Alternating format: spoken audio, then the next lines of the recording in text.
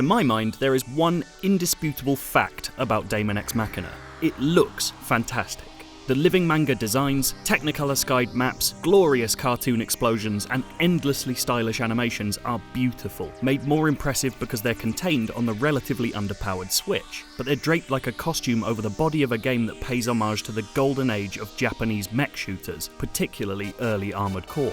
At its best, this is an exercise in rose-tinted nostalgia, a gorgeous update to a much-missed genre. But at its worst, those good looks feel less like a costume and more like a mask for a game that isn't quite as well thought out as it appears.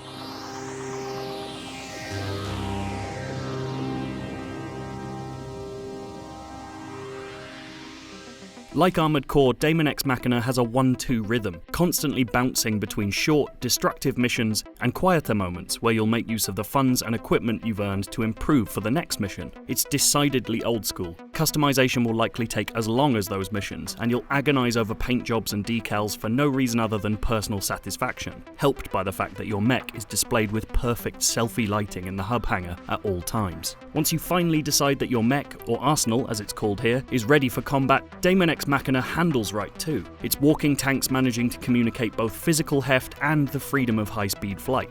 As you'd hope for, weaponry is stupidly plentiful, allowing you to take 6 weapons of many and varied types into battle, using 4 of them at any one time. Most importantly for a mech game, Daemon X Machina deftly manages the interplay between your customization choices and the act of playing. Despite the incredibly granular approach to equipment stats, you can immediately feel the difference between loadouts. You can easily build around certain styles, whether that's an all-melee, hyper-fast samurai machine, or a rocket-spewing steel beast that might as well be a turret.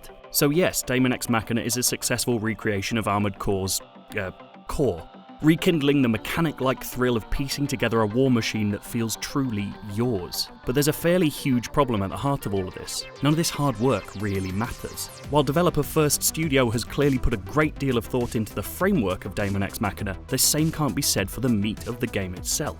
Progress just an hour or two into the campaign and you'll have experienced most of what it has to offer over its 15-hour length. Missions almost never deviate from destroy X things or stop thing from being destroyed structures. Standard enemies, tanks, drones and the like are little more than cannon fodder, just UI dust to be explosively swept away. Opposing arsenals with their own specialised loadouts should be the main attraction, but enemy AI is poor enough as to make most encounters a game of violent cat and mouse, essentially forcing you to chase a slowly depleting health bar around the map. To its credit, boss fights against colossal enemies are almost all fantastic, offering a much needed dose of pattern learning, action game reflexes and spectacle, but there are so few peppered amongst the grindingly humdrum mercenary day job that they feel more like respite than reward. The upshot is that any work you put into making your perfect arsenal feels basically cosmetic. Unless you truly screw up, you'll almost never need to think about your loadout or apply any kind of thinking about how to tackle a situation. This could have been fun enough. I'm a fan of mindless destruction in almost any virtual form, if it wasn't for the story getting in the way.